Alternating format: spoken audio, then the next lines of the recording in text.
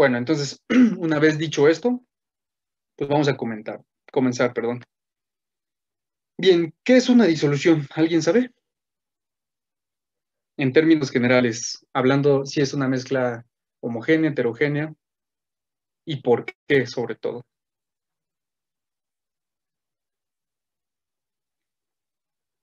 ¿No? ¿Nadie? Bueno, dirán, ¿eso qué tiene que ver? Pues bueno, vale la pena resaltar que pues en todo el organismo pues estamos cubiertos o inmersos o formados por diferentes disoluciones, diferentes coloides. Entonces, por eso es importante abarcar esta parte, ¿no? Entonces, una disolución es una mezcla homogénea. En esa mezcla homogénea, más bien, ¿qué involucra que sea una mezcla homogénea? Pues no vemos sus componentes como tal. Y eso de que no los vemos no es simplemente así, a simple vista. A nivel microscópico no se ven. Por ejemplo, el cloruro de sodio, cuando se disuelve en agua, pues nosotros vemos como si fuera simplemente agua, ¿no? Dependiendo de la concentración del cloruro de sodio, puede ser que se vea un poco más turbia porque hay más partículas disueltas, pero estrictamente una disolución es una mezcla homogénea, ¿sale? Tiene una sola fase. Está formada por un soluto y un disolvente. El soluto siempre será la sustancia en menor proporción, el disolvente lo será en aquella sustancia en mayor proporción. Por ahí se dice y corre el rumor que el agua es el disolvente universal y pues déjenme decirles que desde mi punto de vista, no. Porque si fuera el disolvente universal, disolvería hexano, disolvería hormonas liposolubles, por ejemplo. Entonces, no, no lo es. Y aquí voy a caer en un punto filosófico tal vez. Mucho del conocimiento y mucho del planteamiento de conceptos está basado, tiene un efecto centralizado, ¿no? ¿A qué me refiero? Por ejemplo, se dice que es el disolvente universal. ¿Por qué? Porque según somos más importantes los seres humanos y entonces los seres humanos estamos, pues la mayor parte del contenido de un ser humano es agua, ¿no? Entonces, por eso es que se dice que es el disolvente universal, pero vamos, químicamente siendo estrictos, no lo es. Bien, entonces, alguien me podría responder la siguiente pregunta. Si yo tengo una disolución de 55 mililitros de etanol y 45 mililitros de agua, ¿cuál es el disolvente? Por lo tanto, la otra sustancia será el soluto, ¿no? Entonces, ¿cuál es el disolvente? El etanol, El etanol. El etanol ¿Por qué? porque está en mayor proporción. mayor. Exactamente. Tan simple y sencillo como eso, porque está en mayor proporción. Y pues bueno, hablando de las disoluciones, pues hay diferentes maneras de expresar la concentración, ¿no? Entonces, dentro de las más comunes son porcentajes, masa, volumen, volumen. Y esto dependerá cuántos gramos o cuántos mililitros del soluto están presentes en la disolución. Ojo, en la disolución. Me gustaría que se llevaran este aprendizaje porque pues me ha tocado batallar con muchas malas creencias. ¿A qué me refiero? Muchas veces cuando les dicen prepara una solución al 2% de cloruro de sodio. Muchas veces he visto que por un lado miden los 2 gramos de cloruro de sodio y por otro lado miden los 100 mililitros de agua. ¿Será eso correcto? Es decir, cuando se mezcle, ¿tendrán 100 mililitros de disolución? No. Pues claro que no, ¿verdad? El soluto contribuye a lo mejor de una manera muy pequeña, pero contribuye con un volumen final de la disolución. A lo mejor, no sé, es un ejemplo muy burdo, a lo mejor contribuyen con 0.005 mililitros de la disolución final. Entonces, ojo, siempre que vayan a reportar una solución en porcentaje, piensen que es la cantidad de soluto por cantidad de disolución, ¿sale? Y de hecho, todas las formas de expresar la disolución, una disolución, involucran un volumen final de disolución, menos la molalidad. ¿Están de acuerdo? La molalidad son moles de algo por kilogramo de disolvente. No sé si lo sabían. Y pues bueno, dentro de otras maneras de expresar la concentración y muy utilizadas, pues son la molaridad, ¿no? Moles del soluto por litros de disolución. Normalmente expresada en este término entre corchetes de esta manera, ¿sale? Muy bien, entonces, ¿de qué más platicaremos? Habían mencionado que tipos de enlace, ¿no?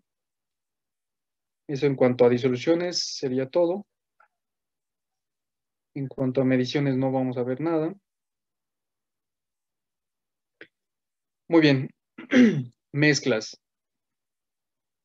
Dijimos que una disolución es una mezcla heterogénea. ¿Qué hay con las mezclas? Dije mezcla homogénea, ¿verdad? ¿Qué hay con las mezclas heterogéneas? Vale la pena resaltar que pues la materia se divide en elementos y compuestos, ¿sale? Todo lo demás son mezclas. Ejemplos de elementos, pues no sé, el cobre metálico, el que está en los cables de cobre de las instalaciones eléctricas, el metal, no sé, ¿qué otro metal? El mercurio que está en los termómetros, ese es un elemento. Y compuestos es todo lo demás, ¿no? Todos aquellos elementos que están en la tabla periódica y que interactúan entre sí forman compuestos. Ahora, esos compuestos, cuando se mezclan, ya sea con elementos o con compuestos, pues ya forman mezclas, ¿no? De ahí que podamos decir que, por ejemplo, el agua es un compuesto, el cloruro de sodio es un compuesto, y al final una mezcla homogénea sería cloruro de sodio en agua, ¿sale? Ahora, hay diferentes maneras de separar las mezclas. Si hablamos de separar una mezcla estrictamente, estamos hablando de procesos o de métodos físicos para separar mezclas. Por ejemplo, la temperatura de ebullición es un cambio físico, simplemente cambia de estado una sustancia. La solubilidad también es una propiedad física, ojo, no es química. Para poder separar compuestos, ¿cómo se les ocurriría separar las moléculas perdón, los átomos de hidrógeno del oxígeno en el agua? Un ejemplo, y a lo mejor hasta lo han hecho como una experimentación. Por electrólisis. Electrólisis, ¿no? ¿Y qué es la electrólisis? No es más que un método químico. Es decir, estamos utilizando una reacción química para poder separar los componentes, ¿no? ¿Cuáles son esos componentes? Pues los átomos, por un lado de hidrógeno y por otro lado de oxígeno. Entonces, para separar compuestos, necesitaríamos de métodos químicos. Y si ustedes pueden notar, para separar elementos, ¿a qué les suena esto?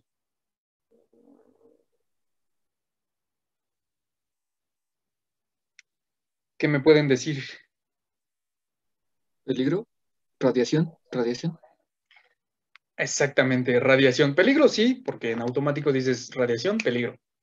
Entonces, para poder separar elementos, nosotros necesitamos métodos radiactivos, ¿no? O métodos nucleares, más bien, ¿no? Que generan radiación, porque si se dan cuenta, la cantidad de energía que gastamos para separar estos componentes o las partes que forman estos componentes, mientras más pequeño sea el componente, más energía gastamos.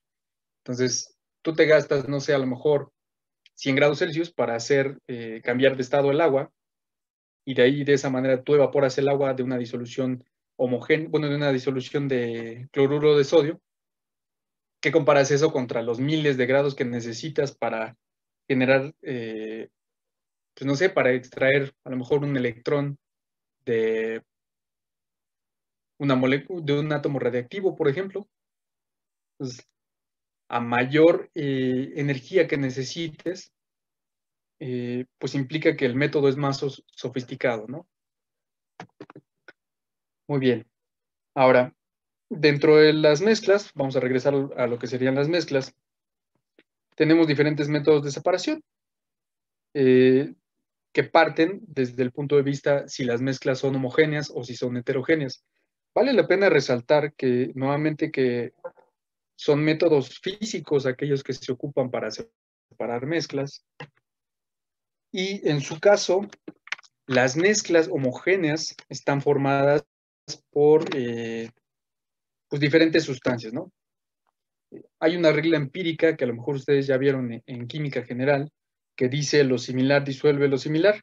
Cuando nosotros tenemos una mezcla homogénea, generalmente tenemos mezclas de sustancias polares con sustancias polares, y por otro lado, es decir, podemos tener otra mezcla homogénea de sustancias no polares con otras sustancias no polares. Por ejemplo, lo que les acabo de comentar, una disolución de cloruro de sodio en agua sería un ejemplo de una mezcla con componentes polares. Un ejemplo de una mezcla con componentes no polares sería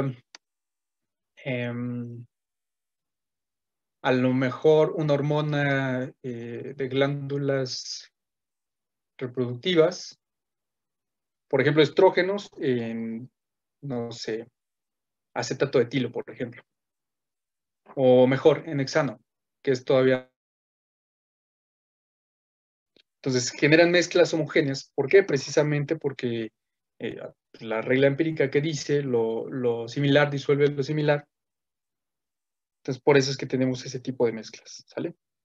Hablando de las mezclas heterogéneas, particularmente, ahí es cuando ya se mezclan estas características.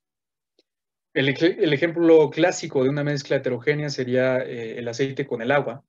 El aceite es no polar, el agua es polar. Entonces, por eso es que se mezclan. Perdón, por eso es que no se mezclan, ¿sale? Pero ahora, ¿a qué podemos asumir esto de polar y no polar? ¿Alguien tiene una idea?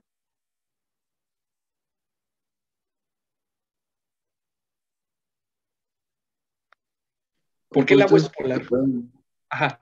porque pueden ser enlaces de hidrógeno, bueno, puentes de hidrógeno con otras sustancias. Puede formar puentes de hidrógeno con otras sustancias.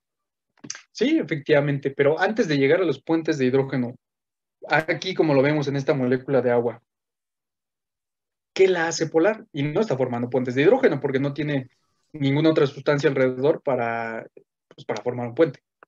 La carga La parcial negativa. electronegatividad del oxígeno. La electronegatividad del oxígeno que genera una carga parcial negativa, ¿no? Recuerden que tiene el oxígeno, como muchos otros elementos de la tabla periódica, sobre todo elementos electronegativos, pues tienen esta característica, ¿no? Tienen pares de electrones por compartir o una gran densidad electrónica. ¿Qué es densidad? ¿Alguien me podría decir qué es densidad, por favor? ¿Cómo se podría definir en términos burdos y simples? La cantidad de masa que hay en un volumen. Así de simple. Entonces, la cantidad de electrones presentes en un volumen resultante, ¿sale? Entonces, la densidad electrónica implica que el oxígeno tiene una mucho mayor, y en términos coloquiales vamos a decir que es un gandalla porque el hidrógeno todo desprotegido dice, no, pues sí, ahí está, te doy mis electrones, pero no te los estoy dando completamente. Es una carga parcial, no es una carga completa, ¿sale? ¿A qué me refiero? Si nosotros nos viajamos a la teoría de la química cuántica, espero que hayan medio entendido los orbitales, y no me voy a guiar en la forma, sino en la idea de los orbitales que se tienen. ¿Qué es un orbital? ¿Alguien me podría ayudar a definir qué es un orbital? Es la región donde hay más probabilidad de encontrar electrones. No, no es cierto, eso es, olvídalo, me equivoqué, perdón. No, de hecho, sí. Un orbital es una región en 4 dimensiones estrictamente, pero imagínensela en 3, imaginen que es una esfera. Y digo imagínense porque hay múltiples formas de orbitales. Pero para fines prácticos, imagínense que el orbital del oxígeno es una esfera. Entonces, en esa esfera, esa es la región particular donde puede estar un electrón. Jamás podemos saber dónde está el electrón, ¿cierto? pero solo sabemos que esa es la región en la cual puede estar. Acuérdense que cuando dos átomos están compartiendo electrones, cada uno cede un electrón, forman un enlace covalente. Entonces, el agua forma un enlace covalente polar. ¿Por qué es polar? Porque el hidrógeno cede su electrón. El oxígeno lo cede también. Pero vuelvo a lo mismo, el oxígeno es un gandalla y dice, no, pues yo soy más electronegativo, presta tu electrón. Eso hace que quede parcialmente positivo el protón y quede parcialmente negativo el oxígeno. Perdón, no es el protón, es el hidrógeno, ¿sale? Ahora, pero esta es simplemente una condición que sucede en un intervalo de tiempo muy corto, ¿no? Acuérdense que siempre están compartiendo los electrones. Es decir, el hidrógeno nunca lo va a soltar a menos que suceda una reacción química. Bien. ¿Hasta aquí no se pierden? No. Entonces, excelente. Entonces, eso es lo que hace que una molécula sea polar. Si tenemos un átomo electronegativo unido a otro que no es tan electronegativo, pues el más gandalla se va a llevar los electrones, ¿no? Bien, ahora, ¿cómo lo podemos ver o cómo podemos comparar? Aquí tenemos, ¿cómo se llama este compuesto? CH3. Es un alcano. Conocimientos de química orgánica. Etano. Etano, exactamente. El etano está compartiendo, bueno, el carbono del etano está compartiendo sus electrones, perdón, pues con cada uno de los átomos vecinos, ¿no? Sabemos que puede formar 4 enlaces, entonces el carbono puede tener esos 4 electrones por compartir, y el otro electrón pues, se lo cede el otro átomo. Ahora, ¿por qué por qué el etano no es polar? De acuerdo con lo que hemos comentado, ¿qué me pueden decir? Y para ello me voy a apoyar, o más bien les voy a poner la tabla de electronegatividades de los elementos. Porque el carbono no es particularmente electronegativo. No, de hecho sí es electronegativo. Y de acuerdo con la escala de colores, sin llegar a la escala numérica, podemos ver que es medianamente alto desde el punto de vista electronegativo. No es lo suficientemente electronegativo como para retirar densidad electrónica de nuestros hidrógenos en el Exactamente, enlace covalente que tienen. exactamente. Por ejemplo, vamos a colocar, pongámosle un valor para fines prácticos, que si la diferencia de electronegatividad entre los átomos que se están conectando es superior a 0.5, sí va a haber una diferencia considerable de electronegatividad. ¿A qué me refiero? Por ejemplo, el carbono tiene 2.55 y si le restamos la electronegatividad del hidrógeno es 2.20, ¿cuál es el resultado numérico?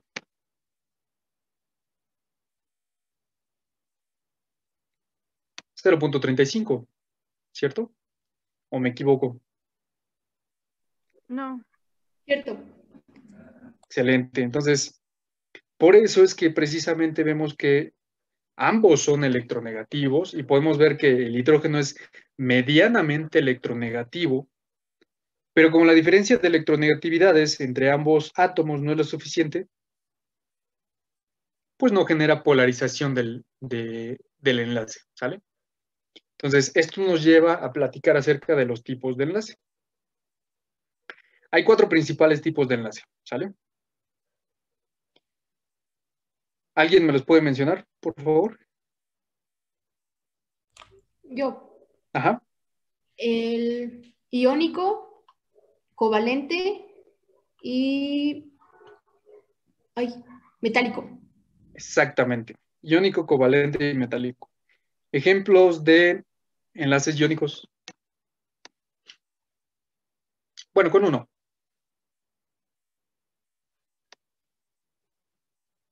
¿Nadie?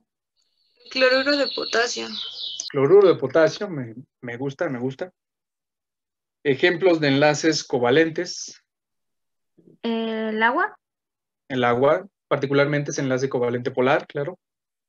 Otro ejemplo de los que no hayamos mencionado. el dióxido de carbono, El dióxido de carbono es una molécula interesante. Muy bien, ¿qué tipo de enlace tiene? Covalente no polar, ¿Por qué? porque los dos son muy electronegativos. Y para quitar la densidad de uno y del otro, eh, tienen que tener mucha energía. Mucha electronegatividad, ¿no? Y vamos, en términos generales, vamos a comentarlo así, pues mientras más verde, hablándose de electronegatividades, mientras más verde sea un átomo comparado con el otro, pues el enlace será más polar, ¿no? Pero particularmente como estamos hablando de sustancias que tienen pues una electronegatividad alta pero parecida entre sí, ya lo veíamos entre el carbono, el hidrógeno, pues entre el carbono y el oxígeno, pues más o menos algo pasa, algo similar, ¿no? Por eso es que efectivamente tienen ese tipo de enlace. Hasta aquí les pude resolver dudas existenciales, porque seguramente muchas de las cosas que hemos platicado se las habían preguntado en algún momento. Por favor, son bienvenidas todas las dudas existenciales, ¿eh? Hay que hacer bastante enriquecedora esta plática. Muy bien. Recuerden que me pueden interrumpir en cualquier momento. Otro ejemplo de enlace. Sí, adelante. Yo le quería preguntar, justo ahora estaba pensando, ¿qué clase de interacción tiene el monóxido de carbono entre sus átomos? Estamos hablando que el monóxido de carbono, ¿qué valencia tiene? ¿Qué interacción? Me preguntaba a mí, perdón. Sí, sí, sí.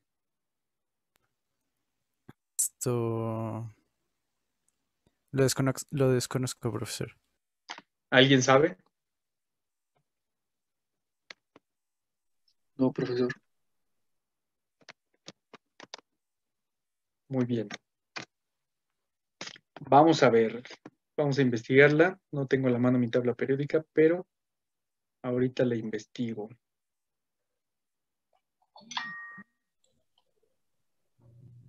Sería bueno que alguien la fuera investigando para tener datos comparables, por favor.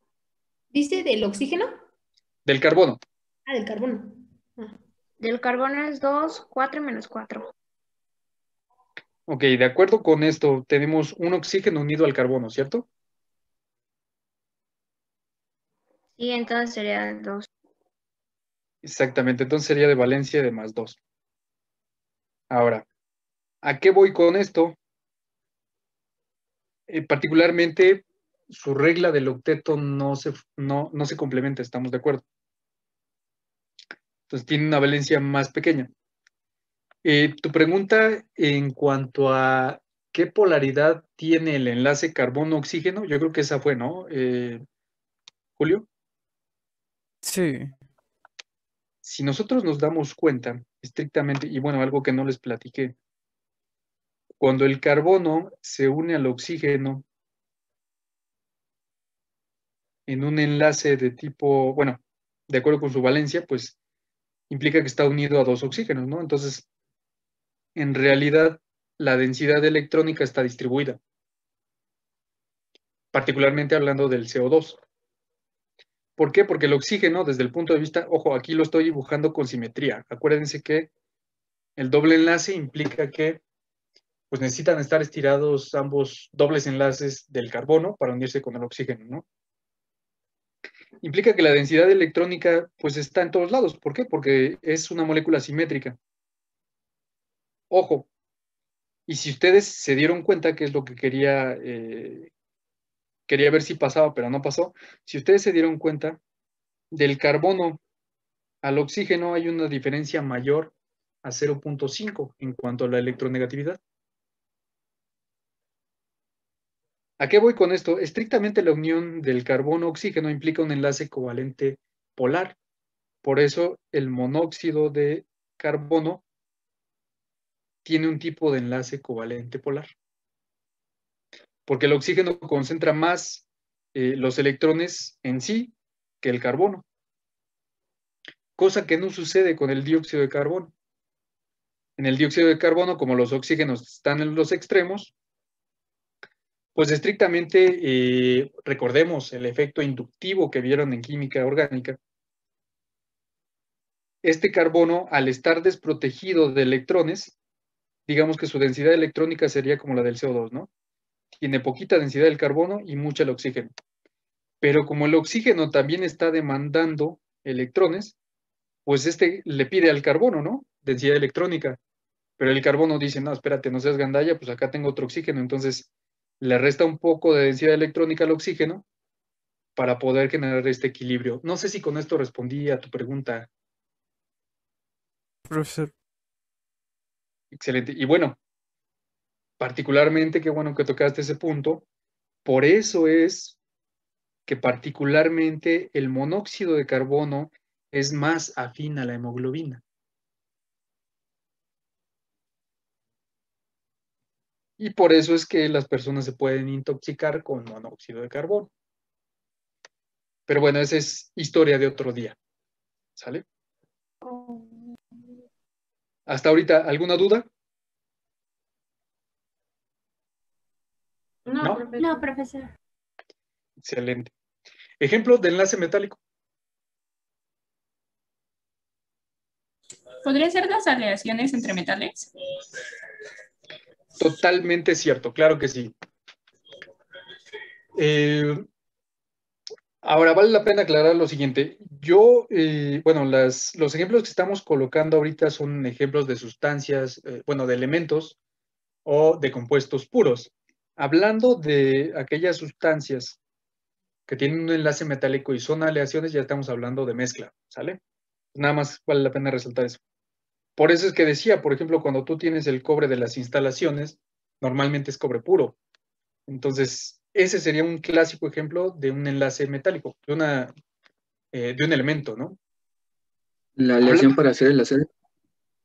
Hablando de aleaciones, por ejemplo, ahí ya se mezclan diferentes metales y otras cosas, ¿no? Porque, por ejemplo, el acero está mezclado no solamente metales con metales, sino por allí está participando el carbón de alguna manera, ¿sale? Y de hecho, esto me lleva a platicarles lo siguiente. La verdad es que lo que normalmente vemos son generalidades, porque siempre hay excepciones a la regla. ¿A qué me refiero? Por ejemplo, ya lo vamos a comentar un poco más adelante, pero me adelanto. Aquellas sustancias con enlace metálico tienen muy buena conductividad en estado sólido.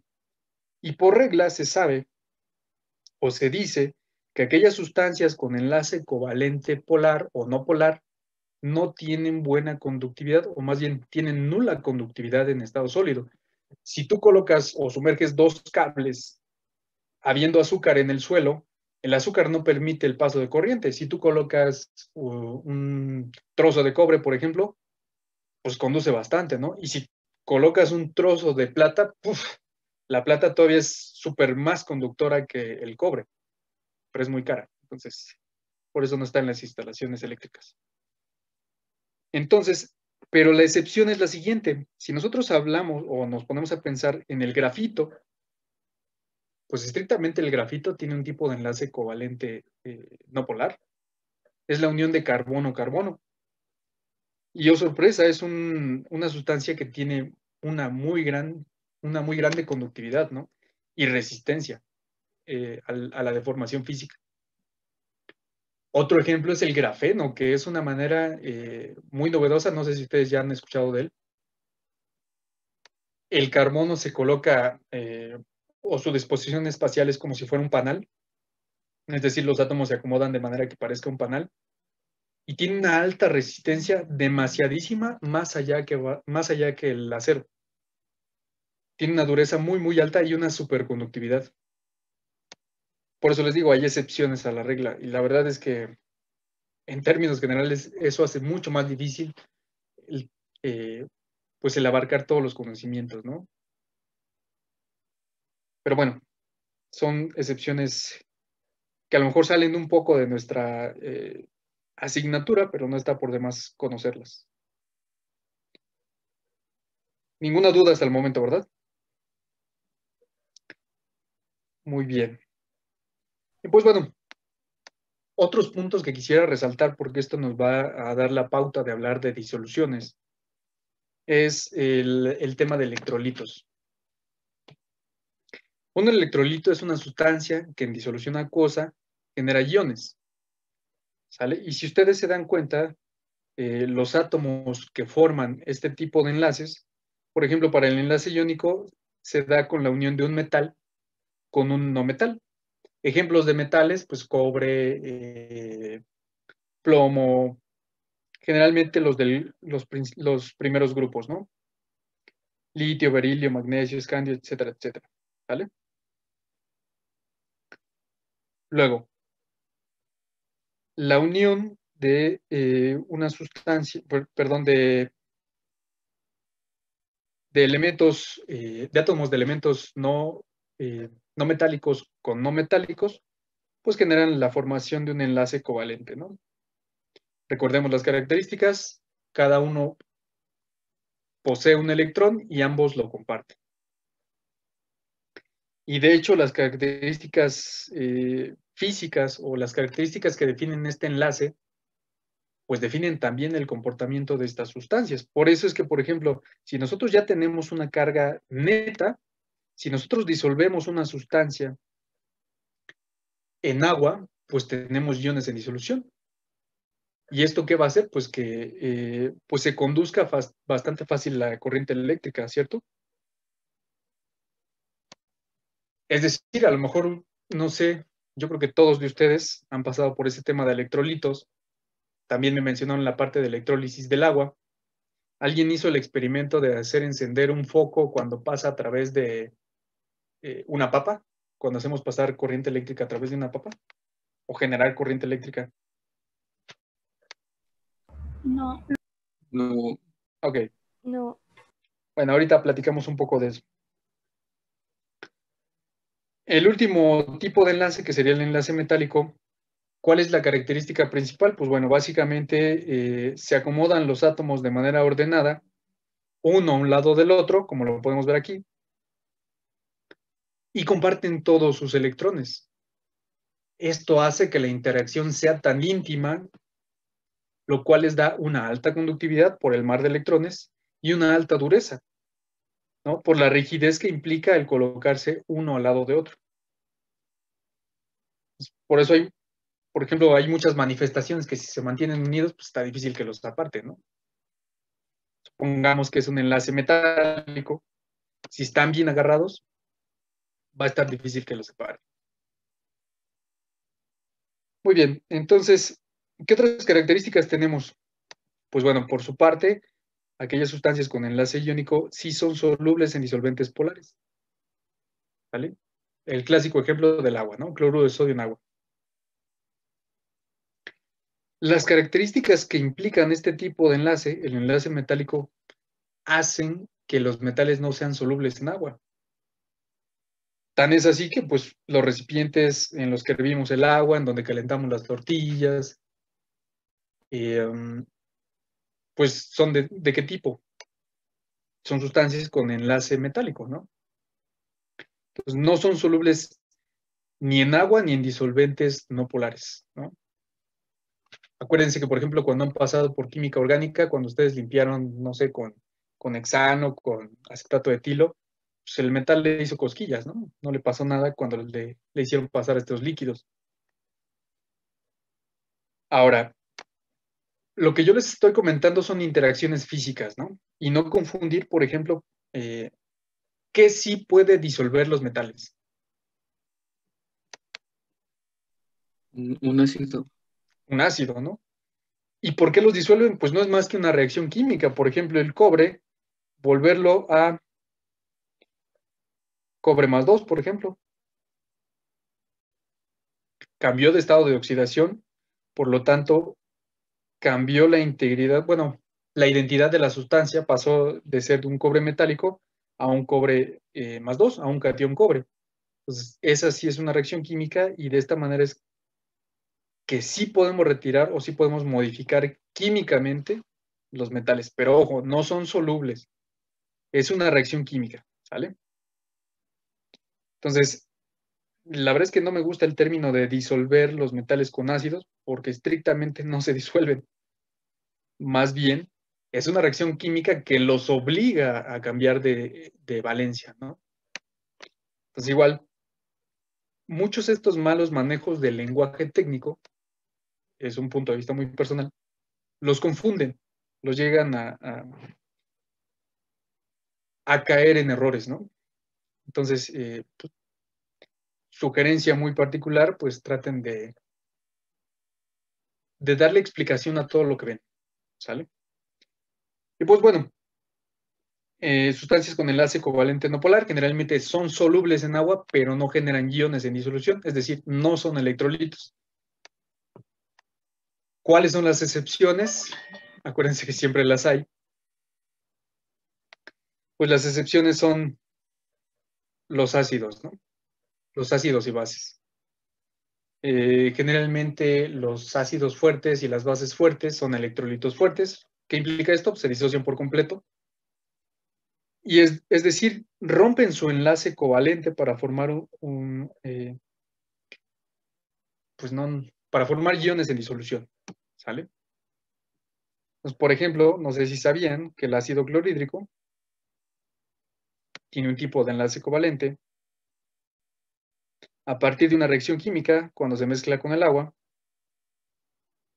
es que la electronegatividad del oxígeno rompe este enlace. Es decir, este par de electrones le gusta asociarse con el hidrógeno, y el hidrógeno, al ser un facilote, pues dice, bueno, sí me voy con el agua, ahí te dejo mi electrón, ¿sale? Entonces, de esto que resulte que cuando el ácido clorhídrico se mezcla con el agua, genera iones en disolución acuosa.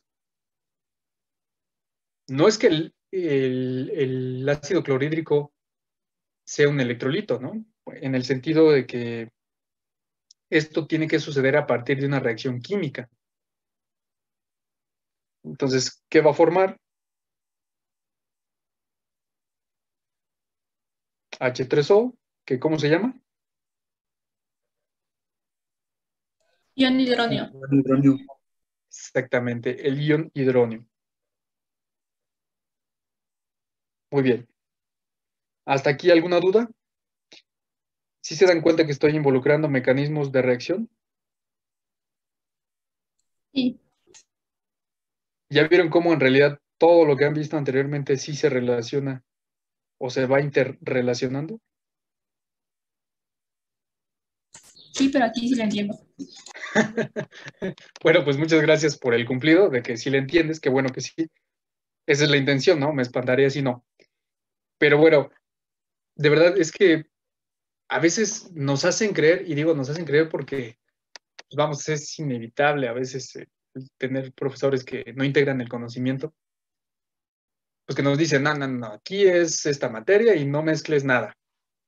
La verdad es que yo creo que ese es uno de los peores errores que podemos cometer los profesores, ¿no? Y pues bueno, cada quien habla como le va en la feria, pero yo creo que el conocimiento no está aislado, todo se relaciona al final. Bueno, entonces, hasta aquí los tipos de enlace. Vamos con electrolitos. Bien, hablábamos que un electrolito es una sustancia que en disolución acuosa o en estado líquido, es una de las excepciones, ahorita la platicamos, que en disolución acuosa produce iones, ¿sale? Bueno, dice en disolución, es decir, puede ser acuosa u otro tipo de disolvente. Vamos a enfocarnos a disolución acuosa porque nuestro medio es agua, hablando de medio celular. Entonces, es un electrolito, ¿no? Entonces ya lo veíamos que el cloruro de sodio, al estar mezclado en agua, pues genera iones en disolución acuosa. Ojo, nunca se les olvide que una ecuación química se plantea de la siguiente manera. Si tú dejas el cloruro de sodio así, sin expresar que está en estado sólido o que está en estado acuoso, se sobreentiende que está en estado sólido. Es decir, tú tienes los cristales de cloruro de sodio. Por ejemplo, aquí, el cloruro de bario está en estado sólido. Cuando nosotros lo mezclamos con agua, sabemos que pues el agua puede solvatar, es decir, puede rodear las moléculas de los iones para romper las interacciones iónicas y generar que se separen en sí los iones, ¿no? Entonces, cuando un ion está en disolución acuosa, bueno, es que no puede estar en estado libre a menos que esté líquido. No se les olvide siempre colocarlo así, ¿no?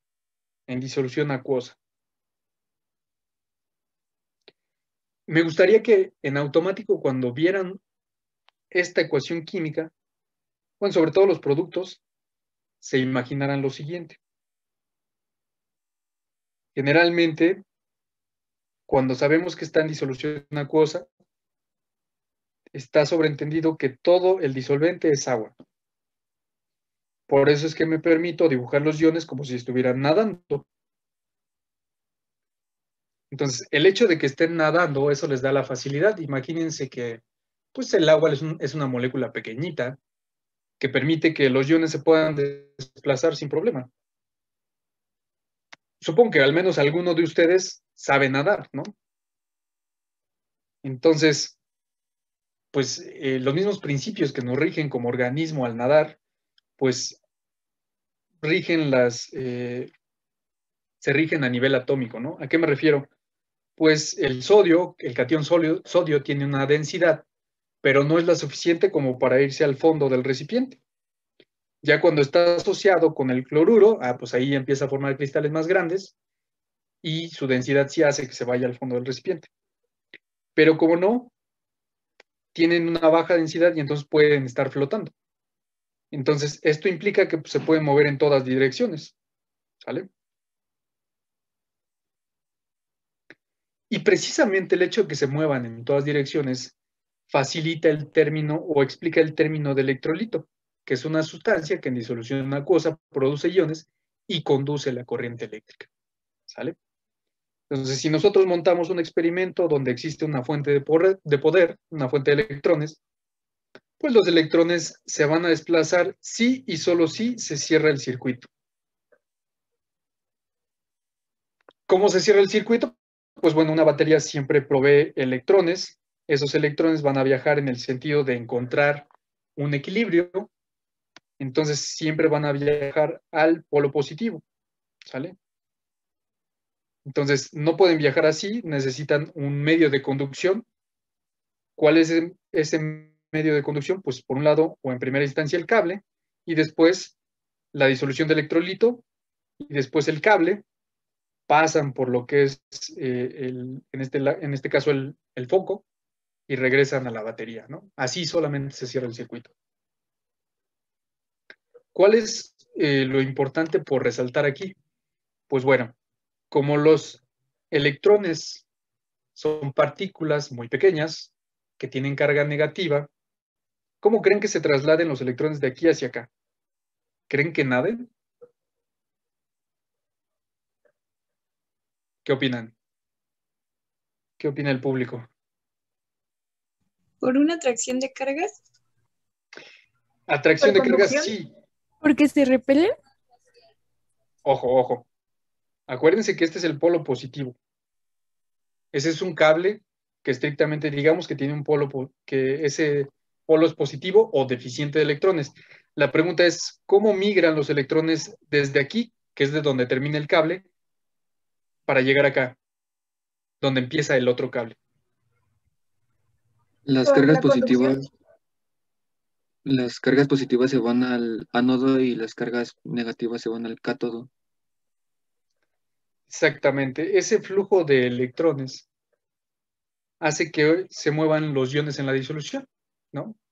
Entonces, este flujo de electrones hace que, acuérdense, cualquier tipo de energía nunca se desperdicia, ¿no? Toda se convierte, no toda en lo que siempre queremos buscar, es decir, no toda al 100% en lo que buscamos, Pero, por ejemplo, esta diferencia de potencial, estos electrones presentes aquí, hacen que los iones se desplacen, ¿no? Efectivamente.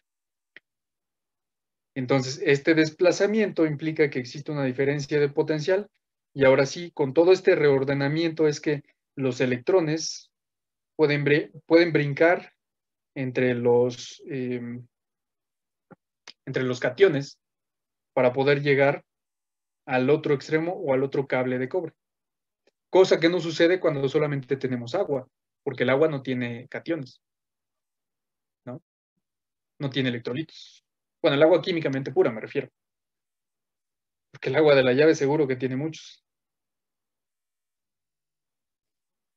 Entonces, el principio por el cual pues existe una transferencia de electrones es porque los iones se pueden mover libremente. ¿Vale? Dentro de la disolución, obviamente. ¿Dudas? ¿A qué voy con esto?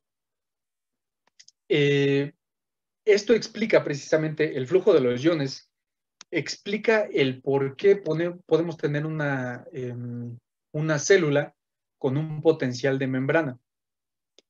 Por ejemplo, pues lo que le da sentido al corazón, aparte de ser el amor de su vida, es este flujo de cationes y aniones, de cloruro y de sodio, dependiendo el gradiente químico y dependiendo el gradiente eléctrico, pues se ubican en un lado de la membrana.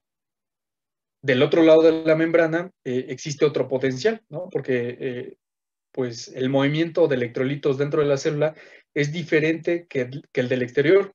¿Por qué? Pues acordémonos que la membrana celular es una barrera aislante desde el punto de vista eléctrico. Y bueno, térmico también, pero ahorita no hablemos de eso. Entonces, esto hace que exista una despolarización de la membrana. Y ahí es donde actúan aquellos canales, ¿no? Esa bomba de sodio-potasio ATPasa, que gasta ATP para poder cambiar iones en contra de un gradiente.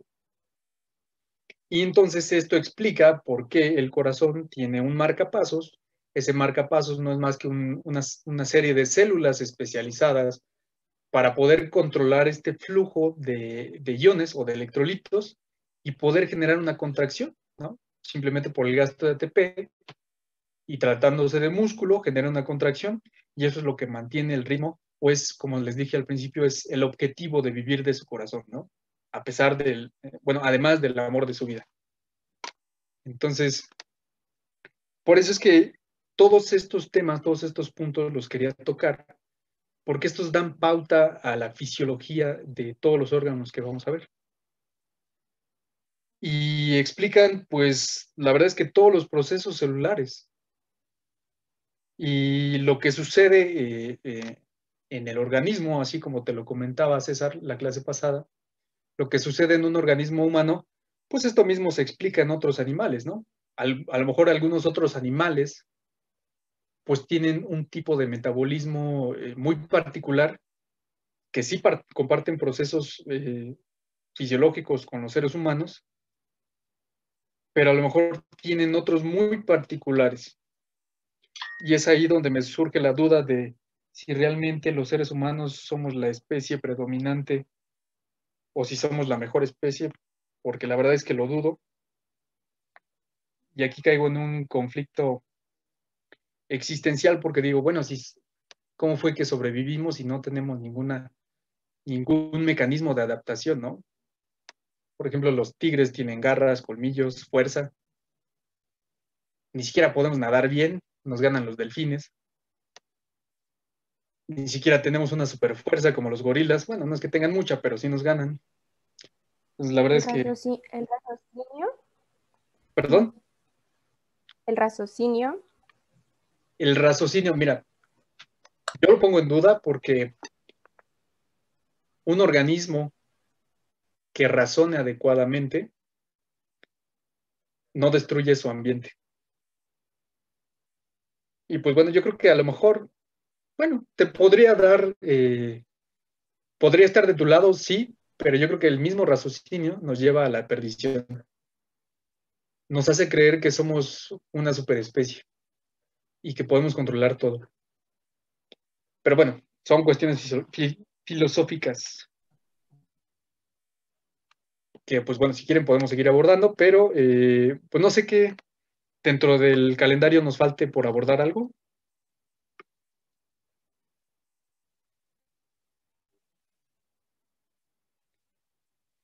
Enlace químico, electrolitos. Pues, a ver, déjenme ver. Podemos ver un poco de ácido base, tal vez. Pero, ¿tienen su cronograma a la mano? ¿Su calendario? Sí, profesor. Sí. ¿Cuáles son los temas que nos faltan por revisar?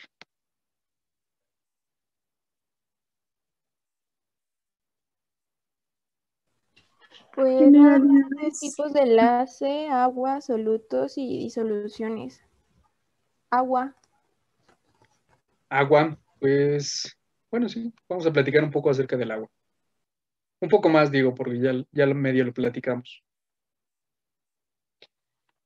Bien, el agua es una molécula particularmente especial en el sentido que, pues, no se ajusta a las leyes físicas tan fácil, ¿no? Tan es así que, por ejemplo, en estado sólido, en lugar de que su densidad sea mucho mayor, es menor y por eso flota, ¿no? Y por eso existen los glaciares. Pero particularmente esa característica, el que sea tan pequeñita, que tenga este tipo de enlace covalente polar, pues le da esas características, ¿no? ¿En qué sentido?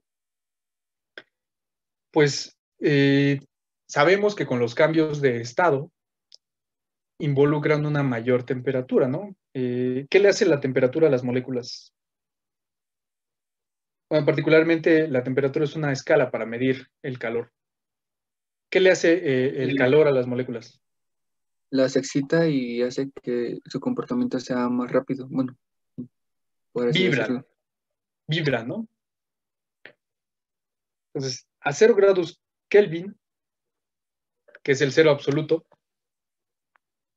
que muchos físicos dicen que lo han logrado, pero la verdad es que lo dudo mucho por la transferencia de calor que tienen todos los cuerpos. Pues dudo mucho que en una atmósfera donde hay 273.15 grados Kelvin lleguen a 0 grados Kelvin, pero bueno. A lo mejor se aproximaron a 0.00001, pero no creo que hayan llegado al cero. Entonces, a esa temperatura, pues podemos ver que el agua está así, inmóvil, ¿no? Creo que Por ejemplo, para llegar al cero absoluto tendremos que estar en el espacio, ¿no? Para poder llegar a ese. Aunque, bueno, he leído que también en el espacio para llegar al cero absoluto es muy difícil, que no se puede llegar. imagínate, o sea, si en el espacio no lo han logrado, bueno, que también te hacen falta recursos en el espacio para poder generar ese cero absoluto, ¿no? O sea, recursos que a lo mejor sí tienes en la Tierra, pero en la Tierra tienes más temperatura, entonces es un juego de nunca acabar. Así es. Pero podría ser por las atracciones de los planetas, ¿no? Del Sol y de otras galaxias, que por eso igual no se puede alcanzar el cero absoluto. ¿A qué te refieres? Ya me hiciste pensar. O sea, Sí, por la ejemplo, fuerza gravitatoria, ¿qué tiene que ver en la temperatura? pues que empieza a generar movimiento, entonces por ese movimiento ya no se puede llegar al cero absoluto. Exactamente. Coincido contigo. Así es.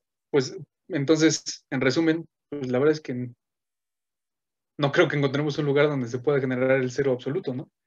Salvo en el origen del Big Bang, si es que existió, claro. Porque se supone que en el origen, pues no hay movimiento, todo se está expandiendo, menos en ese lugar. Porque la teoría es que se expande en todas direcciones, pero ¿cuál es el centro? Pero bueno, cuestiones que también son filosóficas, yo creo. ¿Qué pasa cuando incrementamos la temperatura? Pues bueno, esta agua se empieza a mover, ¿no? A ver, déjeme ver si encuentro una simulación.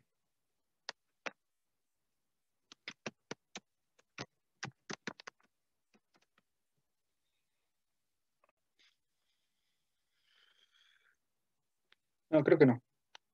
Bueno, a mayor temperatura, pues las moléculas empiezan a vibrar, ¿no? Esta vibración hace que pues no solo la molécula empiece a viajar en el espacio, sino que pues los enlaces también empiezan a vibrar, ¿no?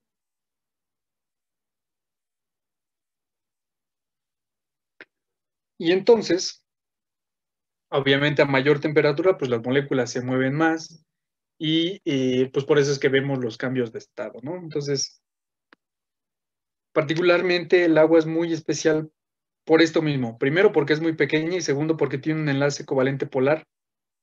Y de hecho es una de las sustancias con enlace covalente pues más polares que podemos encontrar en la Tierra. No es la sustancia más polar, definitivamente, pero es la de mayor abundancia con mayor polaridad, ¿sale? En el enlace. ¿Qué es lo que sucede? O esta característica de tener o de formar puentes de enlace, perdón, puentes de hidrógeno, se da por lo siguiente, pues se acuerdan que el hidrógeno quedaba desprotegido y tenía una carga parcial positiva. Pues esto implica que esta carga parcial positiva pueda interactuar con otras moléculas, ¿no? Y si hablamos de la misma molécula de agua, pues puede interactuar con otro hidrógeno, perdón, con otro oxígeno.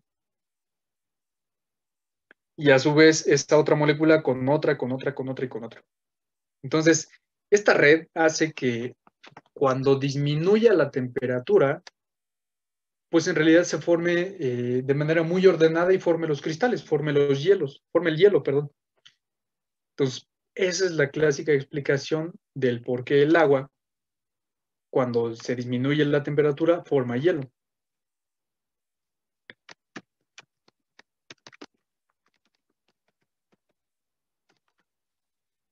Y entonces, ese tipo de interacciones por puente de hidrógeno hacen posible que el agua, pues, genere, pues, la sustancia sólida, el hielo, pero al mismo tiempo, ese ordenamiento no solo se da en ese estado, ¿no? Estas interacciones se dan, pues, si se dan en estado sólido, pues se pueden dar en cualquier estado de agregación del agua, ¿no? Entonces, déjenme ver, voy a compartir pantalla.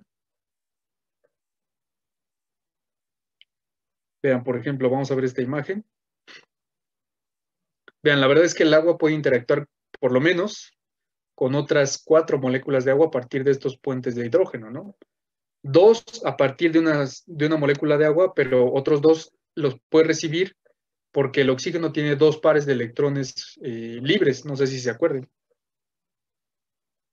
Entonces, es por eso que de esa manera, al poder interactuar, y si ustedes viajan con ayuda de su imaginación a la estructura de hibridación sp3 del carbono, pues podemos formar sustancias con este tipo de interacciones, ¿no? Es decir, podemos formar lo que se le conoce como los hexágonos, y por eso es que se forma el hielo, porque se acomodan de manera tan ordenada que en realidad pues le da esa dureza, y por eso en lugar de contraer su volumen, se expande por los puentes de hidrógeno.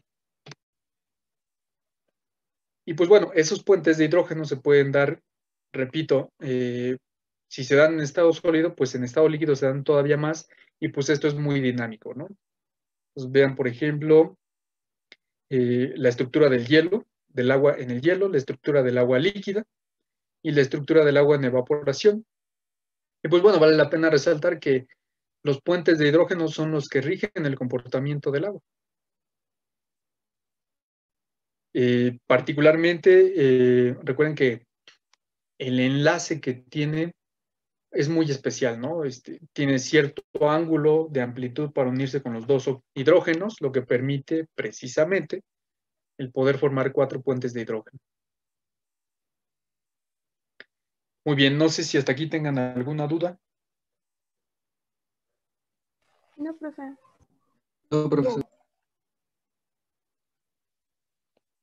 Pues bueno, de acuerdo con nuestro calendario, no sé si nos falta algo más.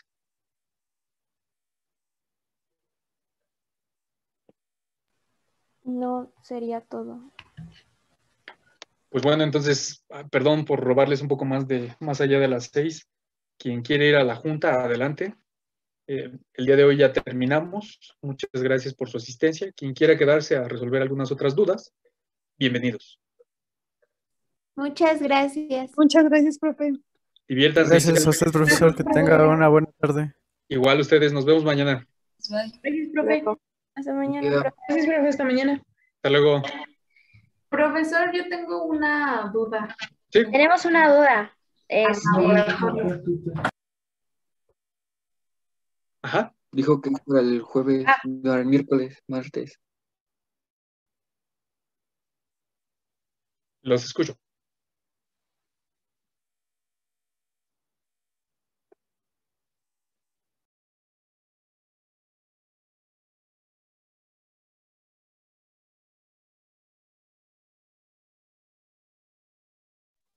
Adelante.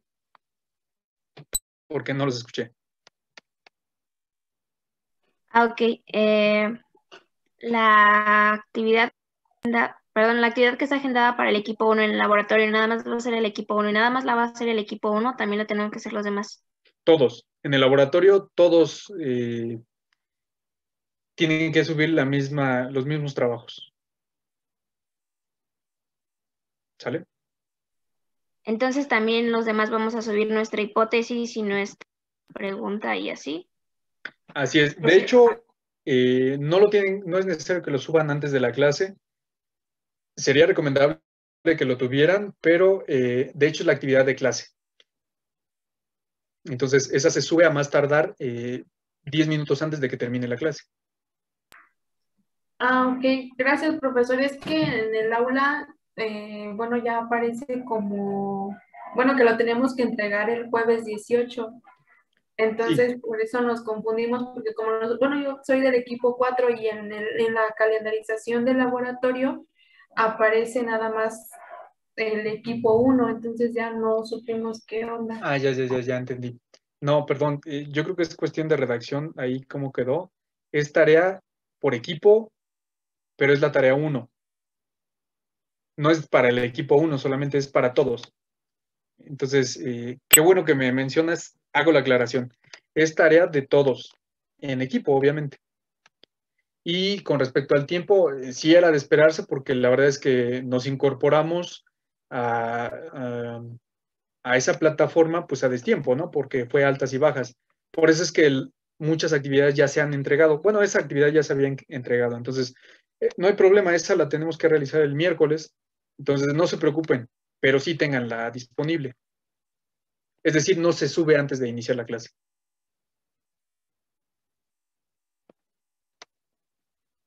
¿Sale? Ok, Sí, profesor. profesor, gracias. ¿De qué? Pues si no tienen alguna duda. Yo Pues, sí, otra, perdón. sí. No, Oigan. adelante. ¿Habrá posibilidad de que pueda ser un grupo en Classroom? Es que por lo mismo está súper, bueno, todavía yo no me acostumbro a la plataforma virtual y entonces lo mismo que ahorita pasó de la fecha que según ya estaba, pero no, entonces no sé si puedo hacer eso, por favor. Para comunicarnos. Sí, porfa, porque no sé, o sea, en las fechas está súper confuso, bueno, para mí, porque me tengo que meter a otra página y así, entonces no sé bien cómo es. Sí, dame oportunidad y ahorita lo creo.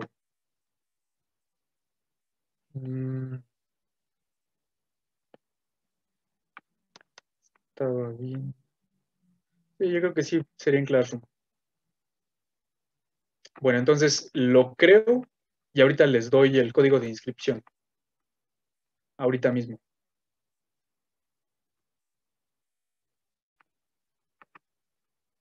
Muy bien. Mientras tanto, ¿alguna otra duda?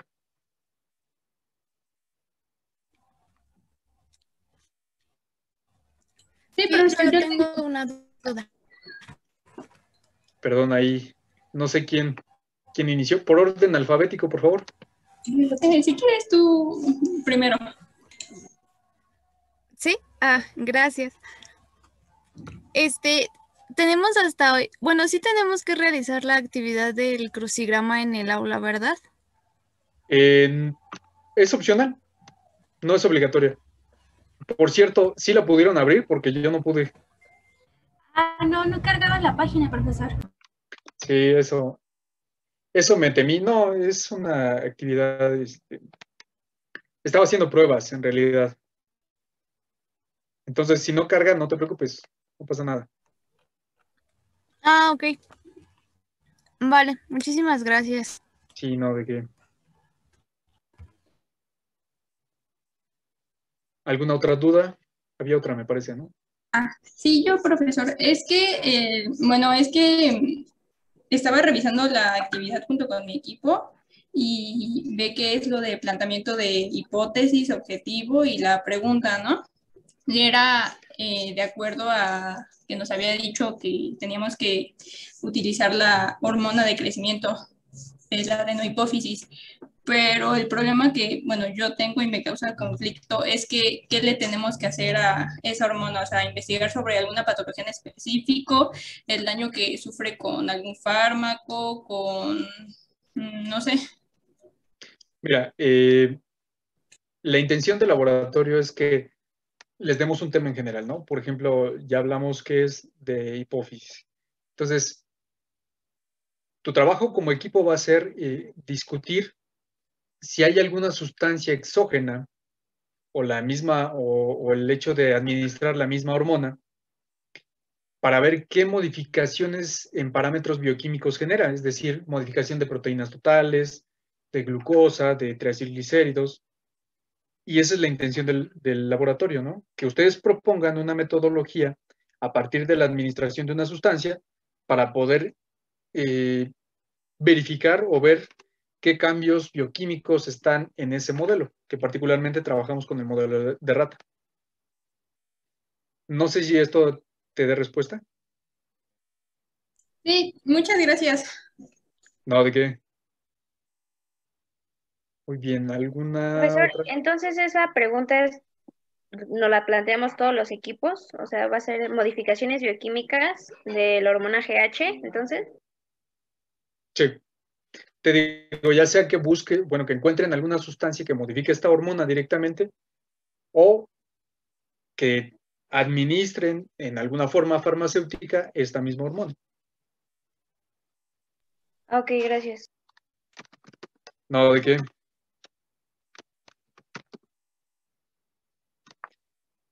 Somos el 2452, ¿verdad? Sí, Profesor, Sí. ¿y lo del laboratorio lo tenemos que subir todos los integrantes del equipo o solo uno?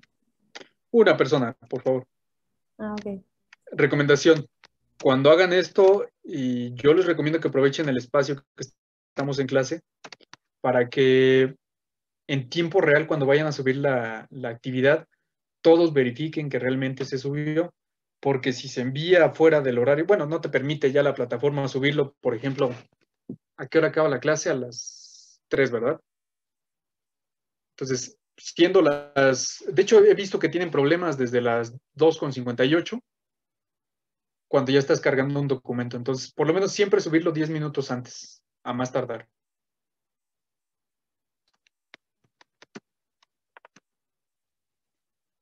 ¿Sale? No sé si resolví tu duda. Sí, profe. No, ¿de qué? Profesor, yo tengo otra duda. Bueno, ahorita una compañera mencionó algo de una actividad que no cargaba. No sé, no sé de qué actividad hable. A lo que pasa que yo creé un juego, un crucigrama donde, como un tipo examen, digamos, pero no, ni a mí ni a ustedes les carga, entonces solamente estaba haciendo pruebas para, pues, estoy planteando diferentes tipos de exámenes. Ah, ok, ya me había asustado, pensé que había otra tarea. No, al menos de lo que hablas de teoría, y en teoría la única tarea es el archivo para su seminario. Ok, gracias, profesor. No, ¿de qué?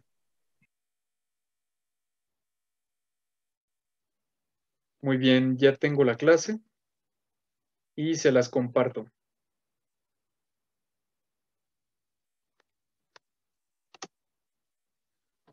Esa es la clase de Classroom. Sin problema, la próxima clase que nos veamos, me recuerdan, por favor, o ustedes mismos compártanlo con sus compañeros para que se inscriban. Es para asuntos generales, ¿no? Ya sea de teoría o de laboratorio. Nada más, como les comenté en algún momento, si quieren respuesta de un día para otro, que sea por lo menos antes de las 8 de la noche. Después de las 8 es difícil que conteste. ¿Qué pasó? Entonces ya todas las tareas se van a subir aquí en vez de al aula virtual. No.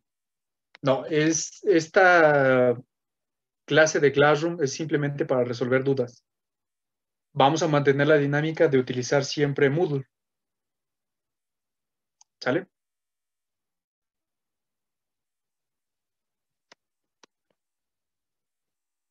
Sí, profe, gracias. Va que va. ¿Alguna otra duda?